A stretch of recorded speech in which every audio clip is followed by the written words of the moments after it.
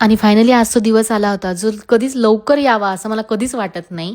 तर नमस्कार मंडळी, मी सोनिका स्वागत करते माझ्या आजच्या व्लॉगमध्ये. आणि फायनली माझे मिस्टर मला घेण्यासाठी आले होते. माझी सुट्टी संपली होती आणि इकडे सासूबाईंची लगबग चालू होती की जावयाला काय काय करून खाऊ घालू. मस्तपैकी जावयाचा गरमागरम नाश्ता चालू होता आणि आज हे पाखरू ह्या घरट्यातून उडून तिच्या घरट्यामध्ये जाणार होतं आणि आईची ही लगबग चालू होती की मला काय काय सामान पॅक करून द्यायची.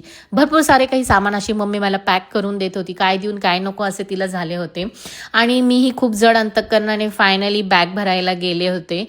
जे प्रत्येक वेळेस बॅग भरताना मला नेहमीच रडायला येत असते. आज इतकी वर्ष झाली लग्नाला, 2 मुलंही झाली आहेत, पण तरीही मी खूप जड अंतःकरणाने बॅग भरते. दुपारी दीदी आणि जिजू आम्हाला बाय करण्यासाठी आले होते. थोड्या वेळ गप्पा झाल्या आणि मग नंतर सर्वांचे आशीर्वाद घेऊन मी निघाले होते.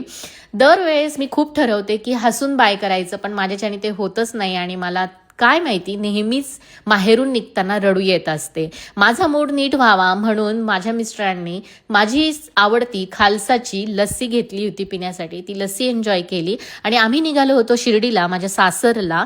रस्त्यामध्ये जरासे ट्रॅफिकही लागले होते, त्यामुळे थोडे लेट झाले. घरी गेलो, मुलांची मस्ती चालू होती. पुन्हा भेटूया उद्याच्या ब्लॉगमध्ये. तोपर्यंत बाय बाय.